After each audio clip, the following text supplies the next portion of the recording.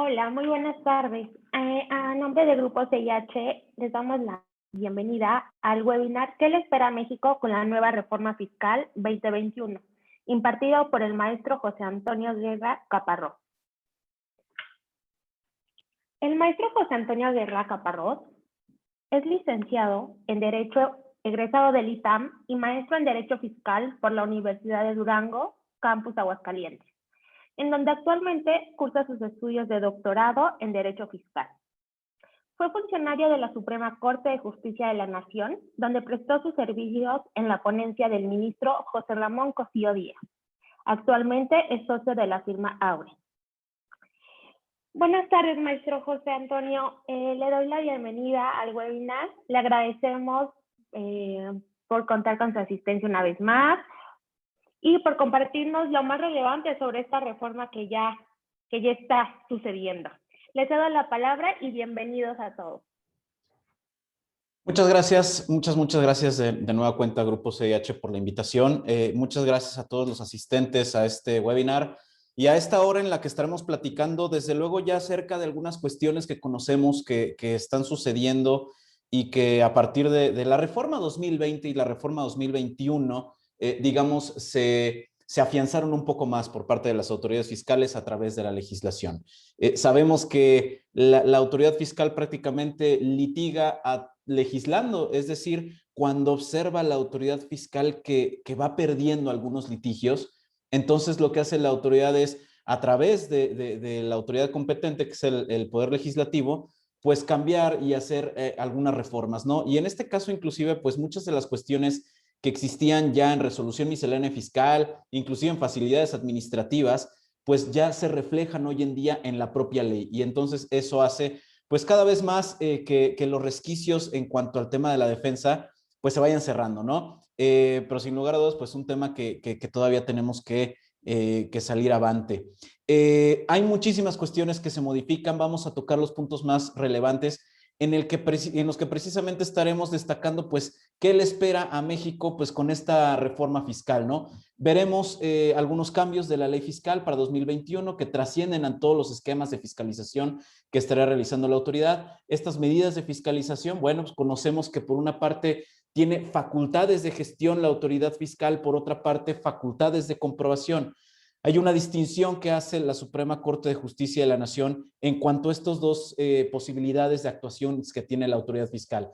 Por un lado, las facultades de gestión, pues que básicamente se refieren a las cartas de invitación, a los temas relacionados con el artículo 22 del Código Fiscal de la Federación, todo el tema de solicitudes de devolución, inclusive determinaciones estimativas por ahí que también realiza la autoridad fiscal del 41A del Código Fiscal de la Federación, pues también todo ese tipo de situaciones que son las facultades de gestión que considera la Suprema Corte que tiene la posibilidad de ser la autoridad fiscal. Y por otro lado, las que también ya conocemos, que son las facultades de comprobación, principalmente las que se encuentran reflejadas en el artículo 42 del Código Fiscal de la Federación.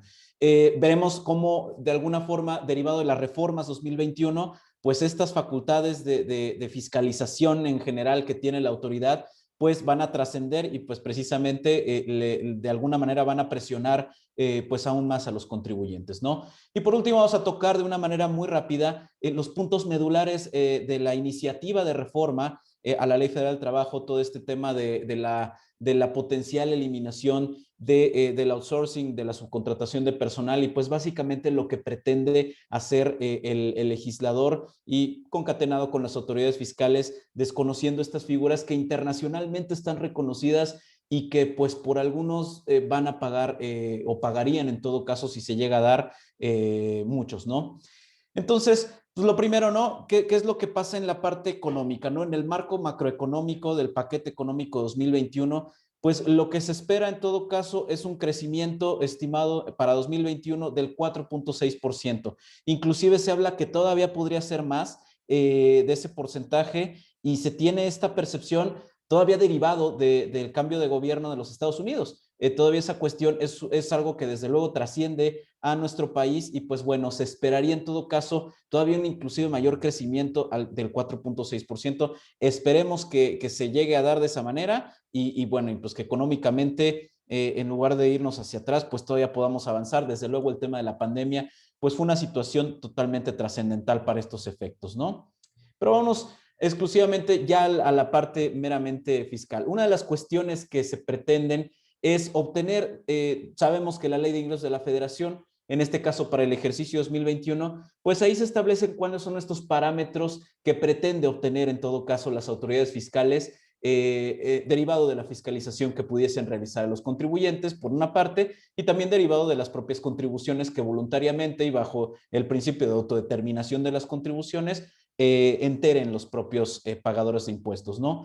Por una parte vemos cómo en la Ley de Ingresos de la Federación de 2019 se esperaba en aquellos momentos de contribuciones y aprovechamientos, pues 3.768 millones, en la Ley de Ingresos de 2020 4.035 millones, y ahora se espera una recaudación derivado de contribuciones, pago de contribuciones y aprovechamientos, y que ahí, ojo, porque aprovechamientos pues también puede derivar de tema de multas que deriven no solamente de las autoridades fiscales, sino de las autoridades administrativas para todos los gobernados. Entonces, al empresario pues tiene que estar también ahí un poco pendiente no solo de la obligación fiscal, sino de todas las demás obligaciones que también pudiesen llegar a tener con distintas autoridades administrativas.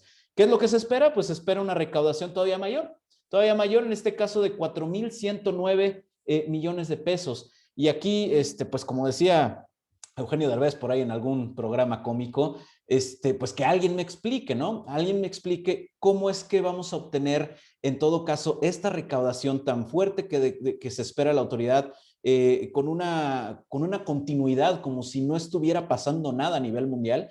¿Cómo se va a obtener esto? Veremos. ¿Cómo se va a obtener? Pues precisamente va a ser a través del ejercicio de las facultades de comprobación de las autoridades. Vamos a ver entonces, puede ser derivado de una mayor presión por parte de las autoridades, esta obtención de mayores ingresos todavía de los que se han obtenido en ejercicios anteriores. No obstante, estemos enfrentando una parálisis pues de toda la economía a nivel mundial y pues desde luego en México, pues esto ha sido ha pegado bastante a todos los empresarios, ¿no? Inclusive aquí, pues también se espera una variación en cuanto al impuesto sobre la renta todavía más alta. Se espera, desde luego, la parte del IVA, se espera que disminuya un poco, digamos, de alguna forma el gasto, pero sí se espera que suba todavía el impuesto sobre la renta, es decir, que todavía se pueda contribuir aún más en ese rubro de impuestos sobre la renta. Insisto, no sé si esto atiende a la realidad económica que estamos viviendo hoy en día, pero pues esto es lo que se espera por parte de las autoridades fiscales, ¿no? ¿Cuáles fueron los ejes rectores de la reforma para 2021? Simplemente la simplificación administrativa, por una parte, digamos que lo que beneficia al contribuyente es la parte de la simplificación administrativa. Vemos que esto ya desde hace muchos años se pretende dar, aparte con la modernización, desde luego. Sin embargo, pues bueno, para muchos contribuyentes, desde luego, resulta todavía bastante difícil, pues el tributar, ¿no? La simplificación administrativa es uno de ellos, gestión tributaria es otro, y vemos acá abajo el tema de la eficacia recaudatoria por una parte, el combate a la corrupción y a la impunidad por otra, y el combate a la evasión y elusión fiscal. Desde luego que son esos rectores, esos ejes rectores de abajo, los que pues de alguna manera más pueden impactar a los contribuyentes, más puede impactar al empresario, porque esto quiere decir desde luego que la autoridad va a estar ejerciendo aún mayor presión a los contribuyentes a través de las facultades de comprobación. Y entonces, ¿cuáles son los cambios de alguna manera ya sustantivos? Los cambios que trascienden a la fiscalización como tal. Por una parte, podemos ver en la Ley de Ingresos de la Federación, si bien ya vimos lo que se espera obtener en cuestión de contribuciones y aprovechamientos, podemos ver cómo ha variado un esquema bien importante, que son los estímulos fiscales. Los estímulos fiscales que otorga el legislador, en este caso a través del artículo 16 de la Ley de Ingresos de la Federación. ¿Qué es lo que sucedía antes? En 2019 y 2020, pero a partir de 2019, a través de las resoluciones de facilidades administrativas, o sea, por ahí unas reglas administrativas de carácter meramente administrativo, emitidas por el Servicio de Administración Tributaria, pues lo que sucedía es que ahí se ordenaba la acumulación de determinados estímulos fiscales. Esto desde luego estaba mal, esto desde luego resultaba ilegal y ya había pronunciamientos tanto de la Suprema Corte de Justicia de la Nación como de el Tribunal Federal de Justicia Administrativa, inclusive de la Procuraduría de la Defensa del Contribuyente, en el sentido de decir, oye, tu autoridad, a través de una resolución de carácter administrativo, no puedes indicarle al contribuyente la obligación de acumular para efectos del impuesto sobre la renta los estímulos fiscales que otorga el legislador. Sin embargo, ¿qué fue lo que sucedió? Se combaten esas situaciones, se van ganando y lo que les decía, la autoridad litiga legislando finalmente y ahora, hoy en día, en el 2021, a partir del 1 de enero, pues bueno, ya el artículo 16 de la Ley de Ingresos de la Federación, ahora sí ya se encuentra la ley, pues establece básicamente que todos, excepto uno de los estímulos fiscales en la venta de periódicos, revistas, etcétera, libros, periódicos y revistas, excepto ese, todos los demás, ahora sí ya se ordena la acumulación para efectos del impuesto sobre la renta. Es decir, te doy, pero me tienes que dar como gobierno, digamos, una parte de eso que yo te estoy aportando como estímulo fiscal. Hay mayores estímulos fiscales, hay mayores eximentes, hay mayores, digamos, figuras sustractivas que haya otorgado el gobierno federal. No, no hay variación en ese tipo de cuestiones, sino más bien al revés. Lo que te daba y lo que podíamos considerar inclusive en un litigio y que podrías ganar en un litigio que no tenías que acumular para efectos del impuesto sobre la renta, ahora sí ya a través de la ley te ordeno la acumulación para efectos del impuesto sobre la renta. Entonces, ojo con eso porque ahora sí los estímulos, ya lo señala la ley, son acumulables para efectos del impuesto sobre la renta.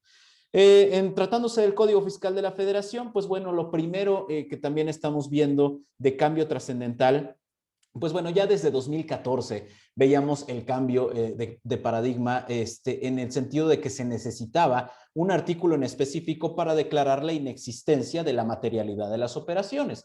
Y se necesitaba este artículo específico en la ley fiscal, en el Código Fiscal de la Federación. Fue así entonces que se crea el 69, esa historia ya la conocemos yo creo que prácticamente todos, y también los criterios que se van dando. Fue a partir del año 2017-2018 en la que también se empiezan a incorporar algunas tesis, algunos criterios por parte del Tribunal Federal de Justicia Administrativa, en donde se va incorporando el tema de la razón de negocios. Y este tema de la razón de negocios, pues ya comienza a darse a través de los criterios de los tribunales. Ya es en donde aterriza a través de la reforma de 2020 en el artículo 5A del Código Fiscal de la Federación y en donde, pues bueno, ya sabemos que aparte de cuestionarse la materialidad de las operaciones, pues bueno, ya que pasa ese checklist, digamos, de que sí existe la operación, ahora la autoridad se va a enfocar también al tema de la razón de negocios. Si existe una razón de negocios en las operaciones de los contribuyentes, si el beneficio económico razonablemente esperado es mayor al fiscal, al beneficio fiscal que se obtuvo, bueno, pues bueno, sí dará también la palomita y habrá razón de negocios. Pero si se obtuvo un beneficio fiscal mayor al beneficio razonablemente económico esperado por parte de la autoridad, que ya decidirá a través de un comité la autoridad fiscal, pues bueno, es en donde cae ya el tema de la cláusula general antiabuso. Es decir, de que la autoridad decida que no hay razón de negocio en las operaciones y finalmente recaractericen la operación y le dé la autoridad otros efectos fiscales. ¿Qué es lo que sucede para 2021 en específico? Como les decía, esto ya estaba para 2020, pero para 2021 lo que sucede es que este artículo 5A se reforma para eliminar lo que se señalaba al final de este artículo 5A.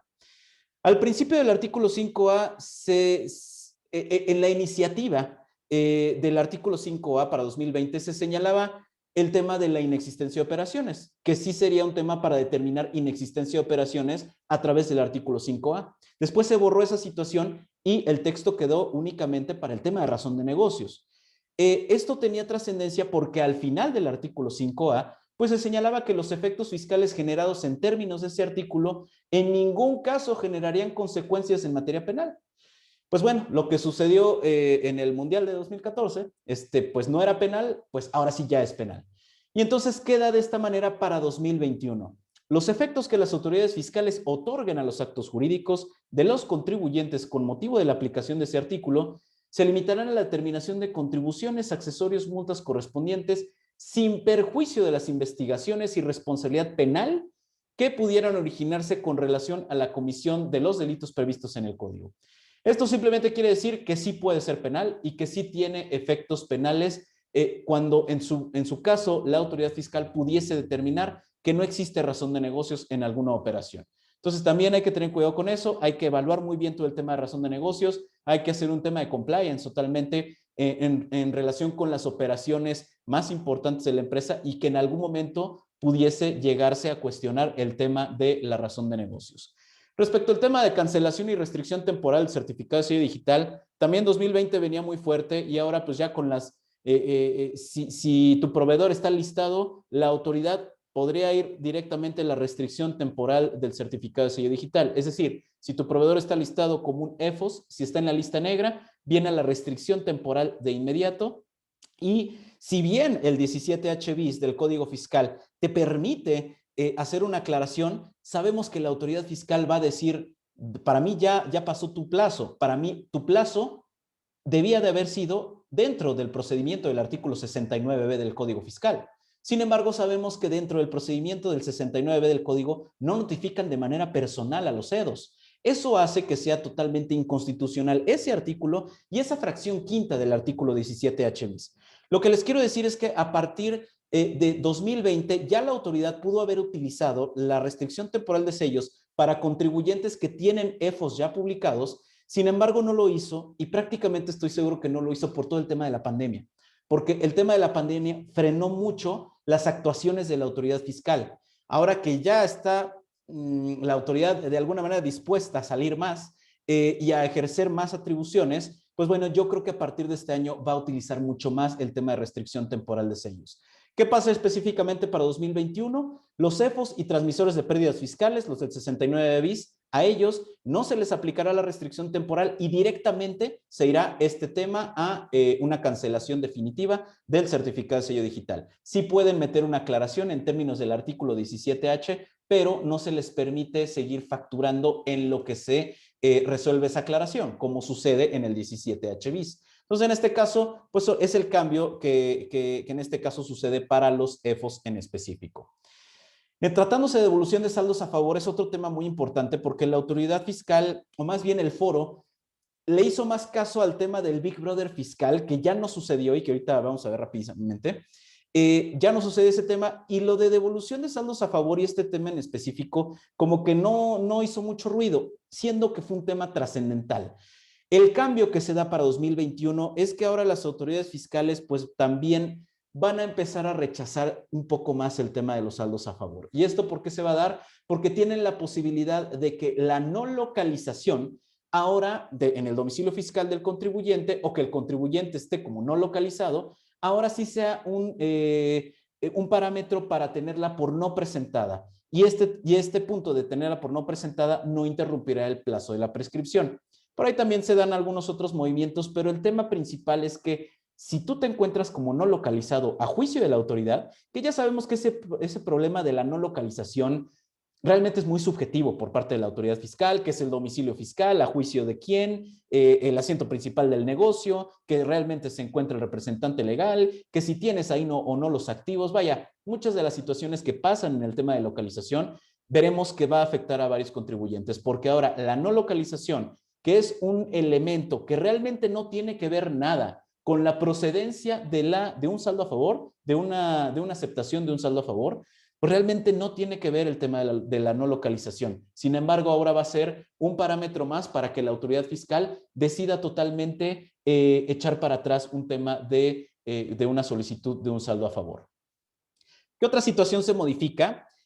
Las actividades para la mejora de las facultades de la autoridad. Y por una parte, en el artículo 33, en el inciso I, por ahí escondidón, se señala que la autoridad fiscal, el SAT, va a dar a conocer parámetros de referencia con respecto a la utilidad, conceptos deducibles o tasas efectivas de impuesto que presentan otras entidades o figuras jurídicas que obtienen ingresos, contraprestaciones o márgenes de utilidad por la realización de las actividades del contribuyente con base en el sector económico o industria a la que pertenecen. O sea, con base en lo que hace el de enfrente, con base en lo que hace la industria en la que yo me ubico, en mis actividades, pues la autoridad me va a realizar ciertas invitaciones, digamos, ciertos comunicados en los que dice, pues yo espero que tú tengas este margen de utilidad. Yo espero que tu deducción de alguna manera sea de esta forma. Esa es la manera en la que supuestamente va a actuar la autoridad con base en esta nueva posibilidad que le otorga el artículo 33, inciso I. Otra cuestión muy subjetiva que realiza la autoridad fiscal y pues que desde luego estaremos viendo de manera conjunta con todas las demás cartas de invitación que también envía la autoridad fiscal. Otro de los temas importantes es solo el tema del aseguramiento precautorio. Sabemos que el artículo 40 del Código Fiscal de la Federación y el 40A, pero principalmente el 40, establecen ahí cuáles son las medidas de apremio que puede utilizar la autoridad cuando el contribuyente, derivado de las facultades de comprobación que pretende iniciar o desarrollar la autoridad fiscal, pues cuando el contribuyente impide este inicio o desarrollo de las facultades, entonces la autoridad lo que hace es aplicar las medidas de apremio. En un primer lugar, en la utilización de la fuerza pública, desde luego tratándose de una visita domiciliaria. Después, la aplicación de las multas correspondientes, que marca el 85 del Código, por ejemplo, derivado de que el contribuyente no proporcione la información, etcétera. Y después señala, en un tercer lugar, lo del tema del aseguramiento precautorio. Hoy en día ya se podrá, en todo caso, porque se incorpora así en la fracción tercera de este artículo 40 del Código Fiscal, que el aseguramiento precautorio no solamente será con los contribuyentes o los responsables solidarios, sino también con los terceros relacionados con ellos.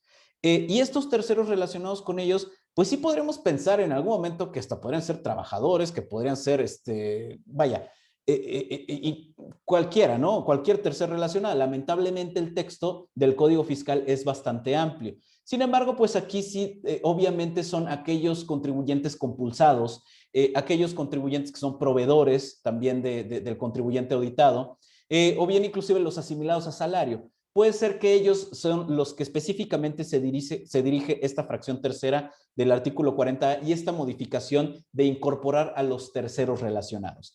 Entonces, hay que también tener cuidado con esa situación porque ya los terceros relacionados también pueden ser materia del aseguramiento de precautorio. Y antes, el aseguramiento precautorio, esto ya cambia en el artículo 40A del Código, en la fracción quinta, que establece la prelación. La prelación de los bienes, pues, o sea, ¿qué es lo que puede determinar la autoridad de bienes del contribuyente para efectos del aseguramiento precautorio? Antes de este año 2021, pues el orden era el del 2020, ¿no? Que hasta 2020 fue bienes inmuebles, cuentas por cobrar, derechos de autor, y vaya, hasta en el sexto lugar se encontraban los depósitos bancarios. Hoy en día, derivado de este cambio del aseguramiento precautorio que viene y esta modificación, la autoridad fiscal, si se impide el inicio o el desarrollo de las facultades a juicio de la autoridad, pues entonces puede ir directamente a los depósitos bancarios del contribuyente. ¿Por qué? Porque cambia el orden. Para 2021, primero es depósitos bancarios, cuentas por cobrar, dinero, metales preciosos, después viene el tema de los bienes inmuebles. Entonces, primeramente hay que tener cuidado porque es el tema de los depósitos bancarios.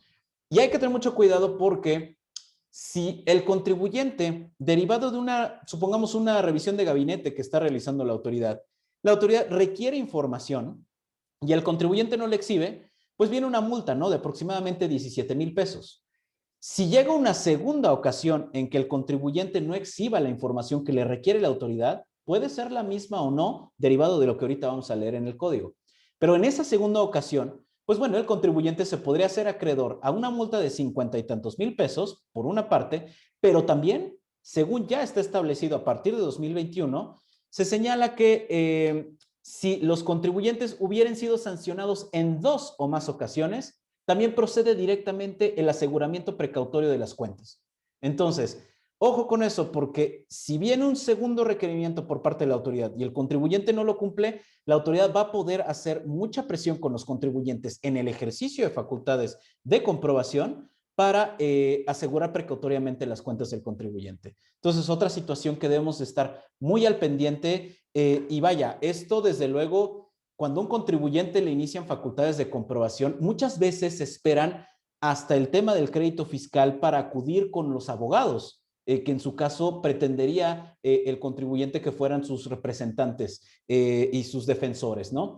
Sin embargo, estratégicamente ya hoy en día es un hecho que derivado del inicio del ejercicio de facultades de comprobación, el contribuyente tiene que acompañarse tanto del contador como del abogado y tienen que hacer mancuerna para tomar las mejores decisiones ya en términos de lo que se le va a entregar a la autoridad fiscal y finalmente de cómo va a ir, en todo caso, el tema ya de la estrategia de la defensa fiscal, ¿no? Entonces, por eso es muy importante ir de la mano, concatenados, y evitar, desde luego, este tipo de posibilidades que, pues, en algún momento la autoridad vulnere los derechos de los contribuyentes, infringiendo este tipo de medidas de apremio cuando tal vez no tendrían que hacerlo, ¿no? Pero ya está en el código y hay que tener mucho cuidado con eso.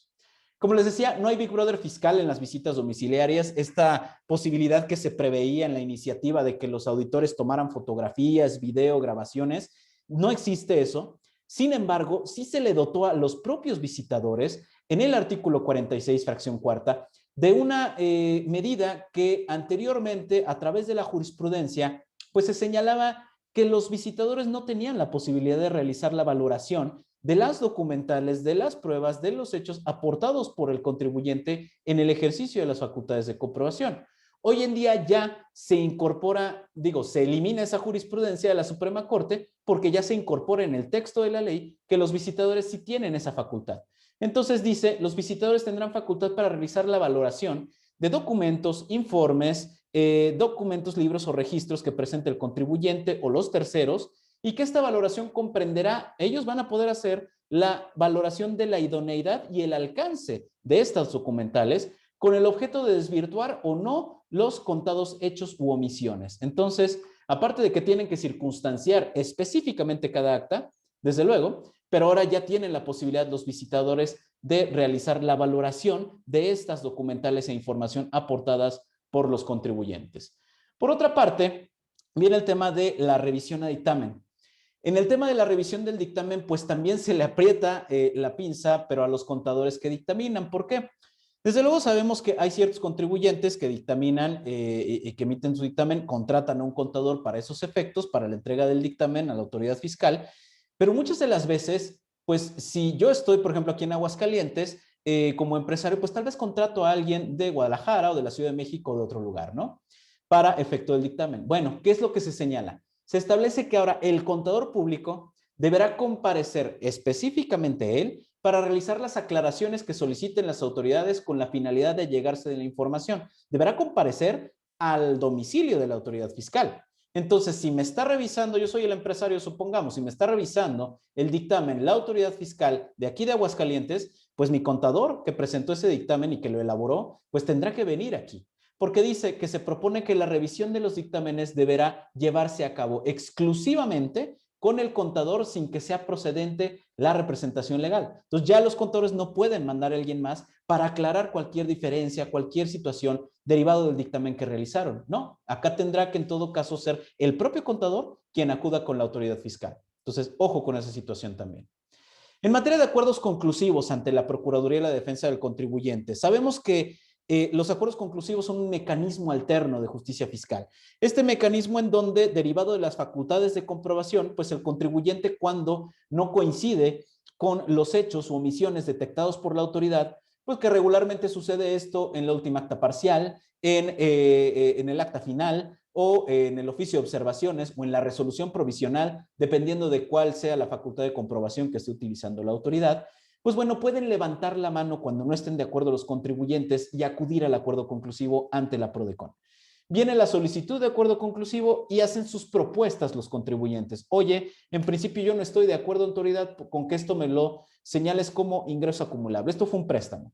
Y por otro lado, esto, autoridad, que tú dices que no es necesario indispensable, oye, sí lo es y sí es deducible. Entonces, por lo tanto, tenemos las dos. Y ahí pacta la autoridad fiscal, el contribuyente, viene la posibilidad del beneficio de la condonación del 100% de las multas, si el contribuyente tiene que regularizar alguna parte. Finalmente es un pacto, es un pacto voluntario que a través de la PRODECON como intermediario realizan los contribuyentes. Sin embargo, no obstante, la figura es muy buena y la figura le ha servido a la autoridad fiscal para recaudar muchísimas contribuciones, miles de millones de contribuciones. Entonces, se cambia el Código Fiscal de la Federación en un apartado específico y en principio se limita la temporalidad que tiene el contribuyente para acudir al acuerdo conclusivo. Antes de 2021, el contribuyente podía acudir al acuerdo conclusivo inclusive cuando recibía el citatorio para al día siguiente la autoridad notificarle el crédito fiscal. Hasta ese momento podía acudir el contribuyente, suspender todo y acudir a un acuerdo conclusivo. Hoy en día ya no se va a poder hacer eso. ¿Por qué? Se limita la presentación de la solicitud a partir del inicio de las facultades de comprobación, desde ese momento se puede presentar, y hasta 20 días posteriores al levantamiento del acta final o la notificación del oficio de observaciones o la resolución provisional. Pero es hasta ese momento en que únicamente puede el contribuyente acudir al acuerdo conclusivo. Y adicionalmente se cierra la puerta a otros momentos en los que el contribuyente pudiese haber ido al acuerdo conclusivo. Cuando derive esto de las facultades de comprobación, deriven de la solicitud de devolución del contribuyente, es decir, para verificar la procedencia de la devolución del saldo a favor del contribuyente, ahí no se va a poder acudir a un acuerdo conclusivo. Ya existía un criterio por parte de la PRODECON que decía esto: no se puede acudir al acuerdo conclusivo porque no hay una determinación de hechos o omisiones, no hay una determinación de un adeudo fiscal, de un crédito fiscal, entonces no es la puerta para acudir al acuerdo conclusivo. Otro que es la facultad de comprobación a través de compulsas a terceros, también ahí no se puede acudir. Y este es muy clave, la cumplimentación a resoluciones o sentencias. Si derivado de supongamos un recurso de revocación, obteníamos una revocación para efectos, y para efectos de que la autoridad fiscal volviera a determinar el crédito, ya con las consideraciones que en su caso se hubiesen dado en la resolución al recurso de revocación, lo que sucedía es que el contribuyente sí podía acudir al acuerdo conclusivo. Es decir, ya había emitido la autoridad un crédito fiscal, se había ido el contribuyente a un recurso de revocación, había ganado el recurso de revocación para efectos de que la autoridad fiscal emitiera otra resolución. Pues bueno, lamentablemente ya ahí ya no se va a poder ir al acuerdo conclusivo. Antes sí se podía y ahora ya no se va a poder ir al acuerdo conclusivo, entonces es otra puerta que se cierra más. Cuando haya transcurrido el plazo de los 20 días, desde luego, pues es otra de las limitantes, la que ya vimos, y cuando se trate de empresas que facturan operaciones simuladas. Entonces, si alguien ya está listado en el 69 como empresa que factura operaciones simuladas, tampoco va a poder acudir a un acuerdo conclusivo. Otra de las situaciones que se modifican muy brevemente, pero que sí es necesario observar que la autoridad fiscal ha estado utilizando durante los últimos meses muchísimo, es el embargo de la cartera de créditos. Es decir, cuando, derivado del artículo 160 del Código Fiscal, la autoridad se percata de que un contribuyente ya trae un crédito fiscal firme, ya en el PAE, digamos, que no le está pudiendo cobrar bien al contribuyente, pues sí puede embargar la cartera de créditos de ese contribuyente.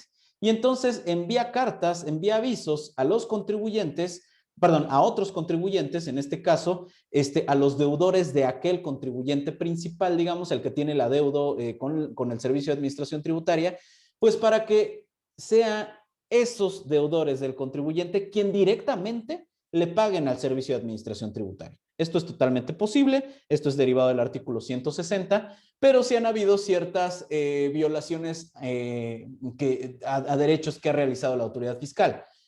En principio, la autoridad fiscal, y esto está así en el artículo 160, pues le dice al deudor del contribuyente principal, le dice: oye, ¿sabes qué? Pues tú me tienes que pagar, lo que yo identifico que tú tienes con el contribuyente, pues me lo tienes que pagar a mí. Si tú se lo pagas a él, entonces me tienes que pagar el doble. Entonces, ahí el contribuyente, el deudor del contribuyente tiene que pagarle directamente al Servicio de Administración Tributaria. Sin embargo, el SAT tiene que respetar la transacción, el pacto que tenían de alguna manera, los contratos que habían celebrado, los pagos que tenía que realizar aquel deudor con el contribuyente, tiene que respetar las formas, los cuándos y todo ese tipo de situaciones. Pero es un hecho que la autoridad fiscal puede hacerlo y lo va a estar haciendo mucho más. Se ha visto cómo la autoridad ha realizado la administración de recaudación de las entidades, pues han realizado cada vez más este tipo de actividades. Y pues, ¿qué es lo que se señala? Hay una multa si no se informa la relación contractual. Eso es nuevo. Hay una multa específica por no informar cuál era la relación contractual que tenías con el deudor del SAT. Y va a haber un doble pago, eso ya existía, si no se efectúa el pago directamente a la autoridad. Pero es otra de las situaciones que cambian en el Código Fiscal de la Federación, esta multa por no informar la relación contractual, pero lo que les quería comentar es que cada vez más se está observando este tipo de embargo de la cartera de créditos. ¿Qué se vislumbra? ¿Qué se vislumbra para los contribuyentes? ¿Qué le espera a México derivado de la reforma fiscal? Pues vislumbra muchas más cartas de invitación, más tipos de invitaciones por parte de la autoridad en estas facultades de gestión que puede realizar. Más compulsas, desde luego, también para los terceros, para los asimilados a salarios, para otros contribuyentes vinculados con quienes la autoridad fiscal considere contribuyentes de alto riesgo. Y pues desde luego una auditoría directa, ¿no? Entonces, sí se observa que la autoridad tendrá mayor fiscalización. Sí cabe mencionar también una cuestión. Muchos funcionarios del Servicio de Administración Tributaria cada vez más están alejándose de las filas del SAT. Cada vez más se ve deserción de los funcionarios públicos y por lo tanto sí se observa que se disminuye el personal del SAT. Pero esto no quiere decir que vayan a dejar de hacer más actos de fiscalización. Lo que sí potencialmente puede suceder es que derivado de que ahora son menos los que auditan y que son más los requerimientos que a nivel central se solicitan al personal del SAT para obtener más recaudación, pues pueden haber muchos más errores. Pueden haber muchos más errores ¿en qué sentido? Sí, desde luego, en beneficio del contribuyente, pero ya en una parte de la defensa, digamos, pero también en perjuicio del propio contribuyente y de su patrimonio por virtud de determinaciones de contribuciones omitidas que realmente estén fuera de contexto. Hay muchos ejemplos últimamente de cuestiones que la autoridad fiscal ya está desconociendo la totalidad de las deducciones, por ejemplo, porque derivado de errores de forma, supongamos algún tema en la declaración, pues derivado de esta situación, pues bueno, se van hasta el extremo de desconocer todas las deducciones, ya no solamente por el tema de los EFOS y de los EDOS. Obviamente el tema de fecha cierta, derivado de la jurisprudencia de 2019, finales de 2019 de la Suprema Corte, el tema de fecha cierta de los documentos, hoy en día también ya la autoridad fiscal lo está tomando muy a su favor para determinar, oye, si tu contrato no trae fecha cierta, si no fue protocolizado, si no cumplió con las formalidades para considerarse que tiene fecha cierta, pues finalmente no te lo va a considerar, no va a tener prácticamente valor probatorio, ¿no?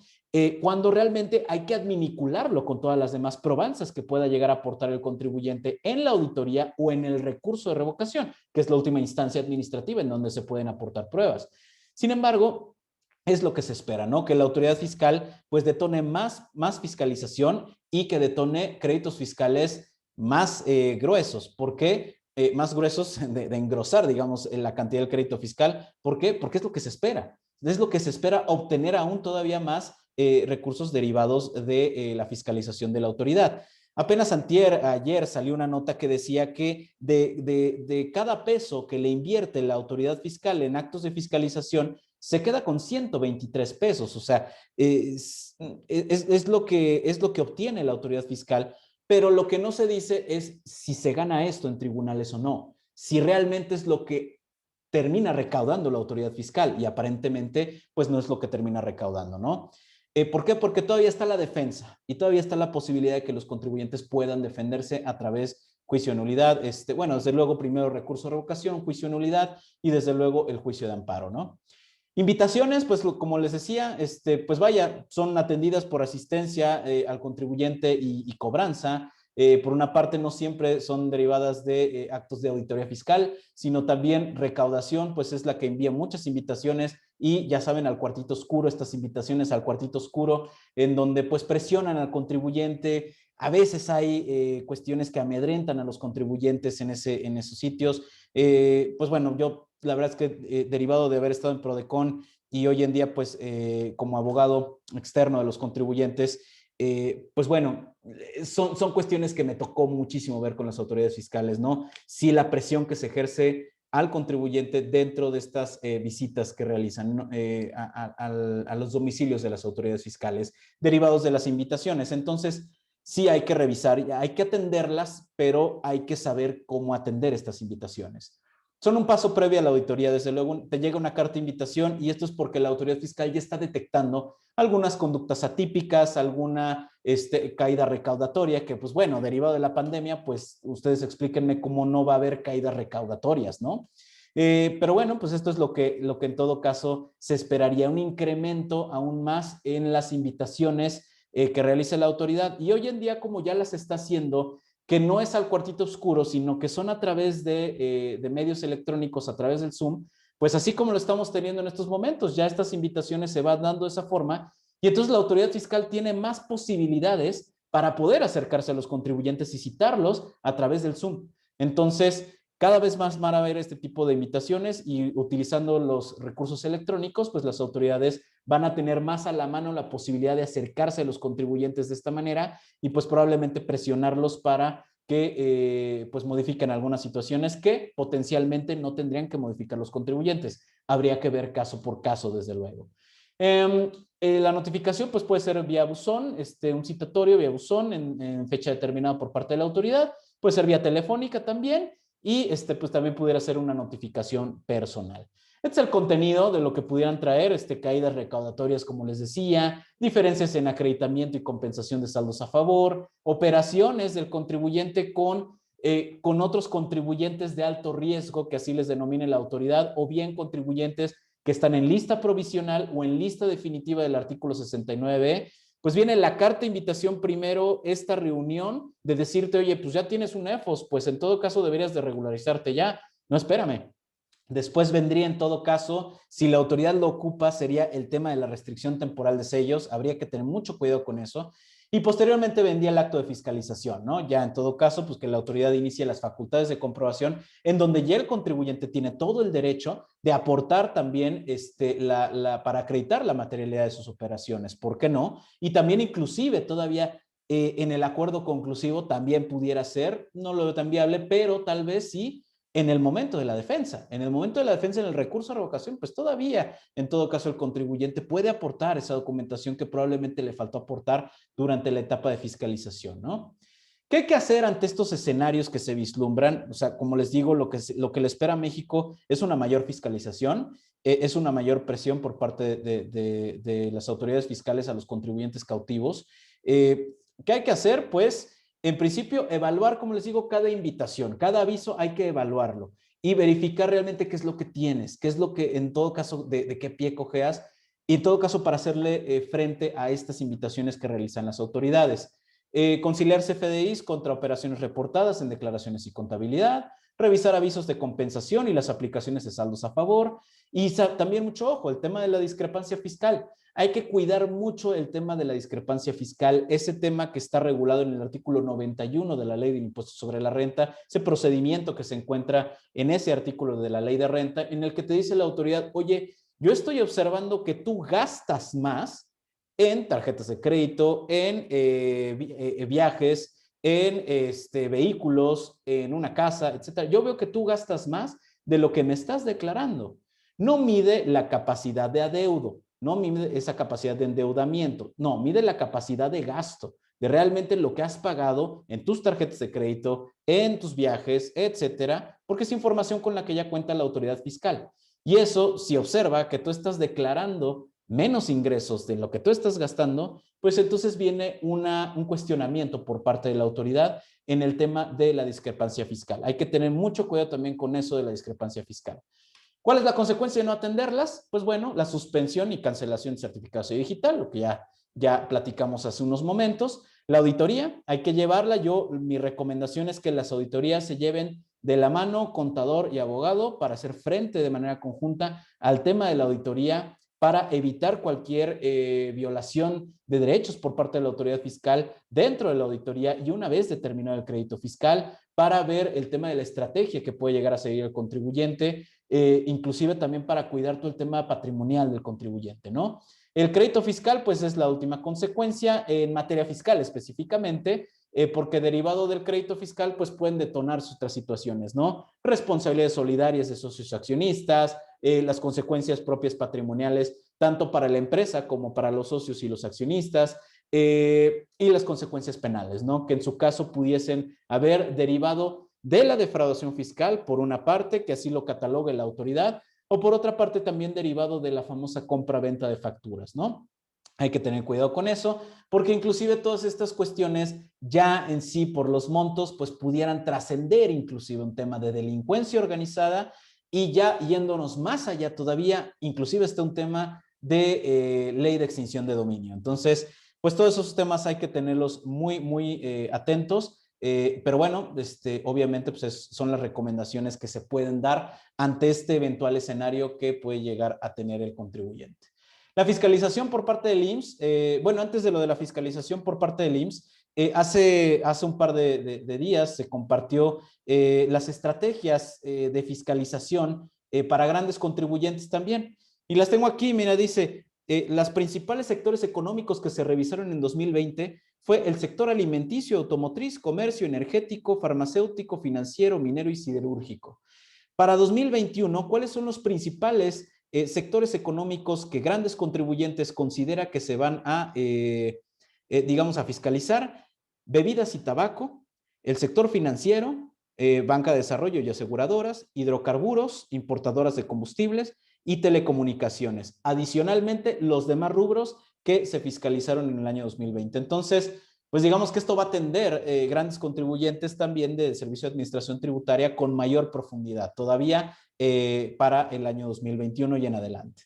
La fiscalización por parte del IMSS, pues también va de la mano, ¿no? Sabemos hoy en día que pues hay convenios entre autoridades fiscales y pues SAT, IMSS, Infonavit, Secretaría de Trabajo y Previsión Social, pues van de la mano y si saben que tiene por ahí algún tipo de señalamiento por parte del Servicio de Administración Tributaria del contribuyente, pues puede entrar el IMSS por otra parte, ¿no? ¿Qué cambios pueden haber? Pues seguramente, más que nada, mayor fiscalización en la parte de la clasificación en el seguro de riesgos de trabajo. Sabemos que de repente hay una mala comunicación entre las unidades administrativas internas del IMSS y pues lo que es un accidente de trabajo que sí es, te lo ponen como accidente de trabajo que te afecta a la prima del seguro de riesgos cuando probablemente fue un accidente en trayecto, ¿no? Entonces, ese tipo de modificaciones profundas que pueden llegar a tener los contribuyentes en cuanto a la prima de riesgos de trabajo, sujetos de aseguramiento, pagos a personas físicas, servicios de personal de subcontratación, cosa que ahorita también vamos a observar ya al final, el cruce de CFDI con el SUA, en la cuenta individual, remuneraciones y prestaciones controversiales que consideren que pues ciertos pagos que se le realizan al sindicato, ciertos pagos que se realizan a los trabajadores, sí se consideren como parte del salario, que se integre en salario base de cotización. Vaya, muchas de las cuestiones que ya sabemos que realiza el IMSS, pero que sí se espera en todo caso una mayor fiscalización al respecto. ¿Qué otra cosa entonces también observamos? Se observa una iniciativa, esto todavía es iniciativa, es decir, hasta ahorita supuestamente durante el mes de febrero se acordó por parte del Ejecutivo Federal, ciertas cámaras empresariales, no todas, y el sector obrero, se acordó que se tocaría ya este tema en el Congreso, que ya se tocaría este tema en Cámara de Diputados, este tema de la reforma a la subcontratación laboral. Aparentemente esto se va a quedar en el tintero hasta después de las elecciones. Hasta después de las elecciones es donde se van a echar esta cuestión encima. En todo caso, los legisladores, si es que llegan a aprobar este tema de la reforma de la subcontratación laboral. Lo que básicamente se pretende es eliminar la subcontratación de personal, eliminar la figura de subcontratación de personal y solamente permitir la posibilidad de que aquellas personas físicas o morales que presten servicios especializados u obras especializadas, pero aquellos que puedan prestarlos, pero aquellos que no formen parte del objeto social. Es decir, no se considera subcontratación de personal la prestación de servicios o obras especializadas que no formen parte del objeto social o de la actividad económica de la empresa beneficiada. En ese sentido, pues quien contrata tiene que revisar muy bien el tema de su objeto social. Y esto para dos cuestiones, para ver si puede seguir el tema de la subcontratación por una parte, en qué términos lo realiza, más bien, y en todo caso para que no le afecte fiscalmente también la posible modificación al objeto social. Entonces, todo ese tipo de cuestiones pudiesen llegar a venir derivado de esta iniciativa, ¿no? Supuestamente, quienes presten servicios especializados o obras especializadas necesitarán una autorización por parte de la Secretaría del Trabajo y Previsión Social. Esta autorización va a depender de el cumplimiento, o sea, vaya, que yo pueda trabajar, que yo pueda constituirme como una persona físico-moral que preste servicios especializados u obras especializadas, que yo pueda hacer eso, va a depender de una autorización de Secretaría de Trabajo y Previsión Social que paralelamente dependerá del cumplimiento de mis obligaciones laborales, del cumplimiento de mis obligaciones de seguridad social y fiscales. O sea, si tu 32D, tu cumplimiento, tu opinión de cumplimiento sale negativa, por alguna de las situaciones que ya sabemos que puede salir negativa, entonces prácticamente esto impediría que trabajes. Esa es una situación que desde luego resultaría francamente inconstitucional y pues bueno, hoy en día que está muy peleado que pudiésemos ser hasta traidores de la patria de los abogados, pero pues eso realmente es inconstitucional. Pero bueno, eso es defendible desde luego.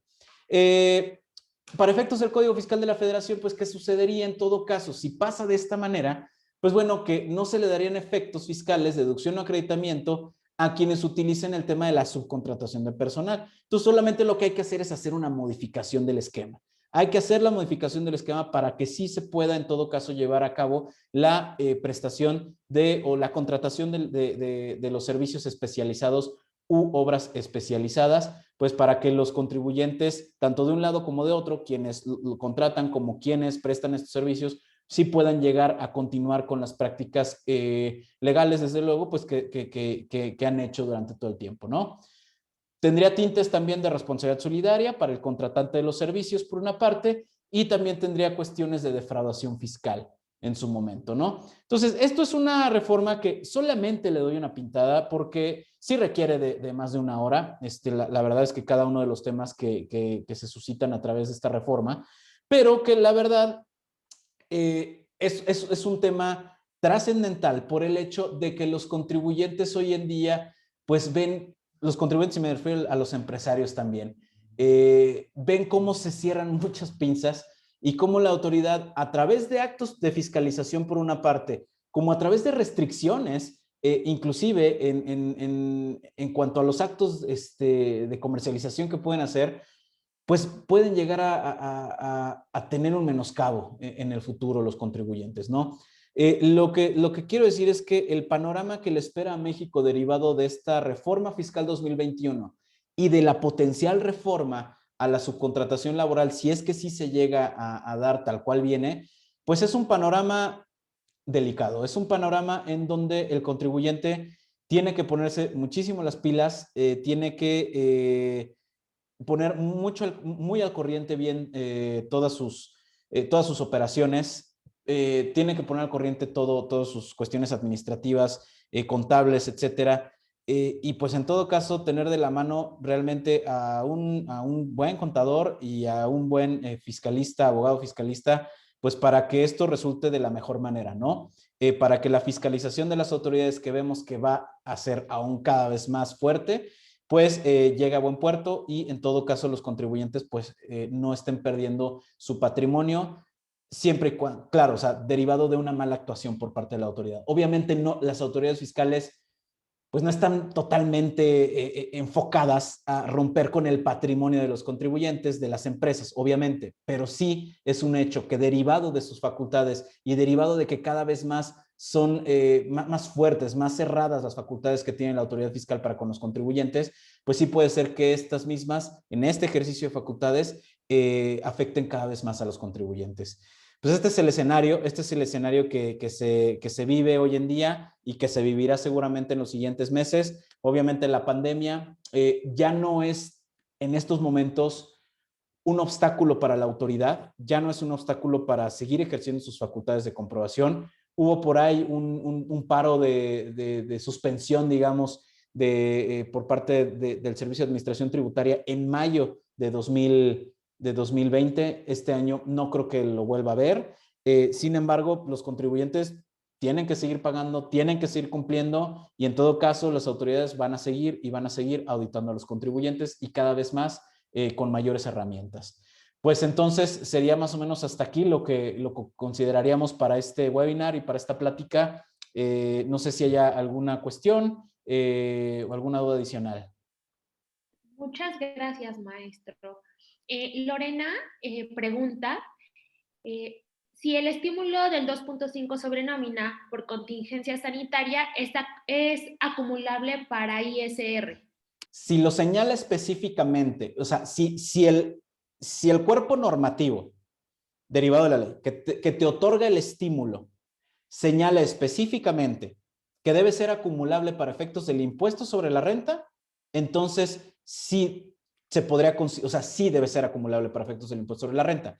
Si no lo dice, entonces no debe ser acumulable para efectos del impuesto sobre la renta. Hay criterios al respecto que te dicen que únicamente a través del cuerpo normativo que el legislador ocupó para otorgar el estímulo fiscal, solamente a través de ese cuerpo normativo te puede ordenar el propio legislador y no ninguna otra autoridad ni en otro cuerpo normativo distinto, te puede obligar a que se acumule el estímulo fiscal. Muchas gracias.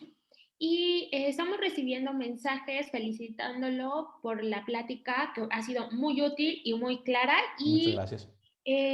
nos están pidiendo la grabación de este webinar, dado que la importancia es enorme. Claro que sí se las vamos a compartir. Les haremos llegar un correo electrónico con la liga de esta presentación que se ha grabado desde el inicio. Les agradecemos muchísimo a nombre de Grupo CIH. En la pantalla están viendo nuestro número telefónico, nuestra página de internet, donde pueden ir a la sección de blog y nuestros especialistas tocan temas de este estilo sumamente puntuales y dan consejos, hay listados, hay recomendaciones y sobre todo, bueno, los invitamos también a que nos sigan en nuestras redes sociales como en Facebook, en LinkedIn y en nuestro canal de YouTube, donde están todos los webinars que hemos tenido a lo largo de ya más de un año. Entonces, les agradecemos muchísimo por haberse conectado. También hago extensivas todas las felicitaciones que están llegando al maestro. Y los invitamos a estar súper al pendiente de nuestro boletín, que también les llega por correo electrónico, donde les avisamos los siguientes webinars. Por favor, los invitamos a que nos sigan en redes sociales, porque ahí siempre estamos poniendo el siguiente webinar con horarios, con temas, para que se inscriban y puedan seguir acompañándonos. Muchísimas gracias, maestro. Y muchas gracias a ustedes, muchas gracias a todos los asistentes y espero que se hayan disipado algunas dudas y si creen más dudas, pues nos vemos en algún otro webinar con todo gusto. Muchísimas gracias. Ha sido un placer estar con todos ustedes. A nombre del Grupo CIH, que tengan un excelente día. Hasta luego.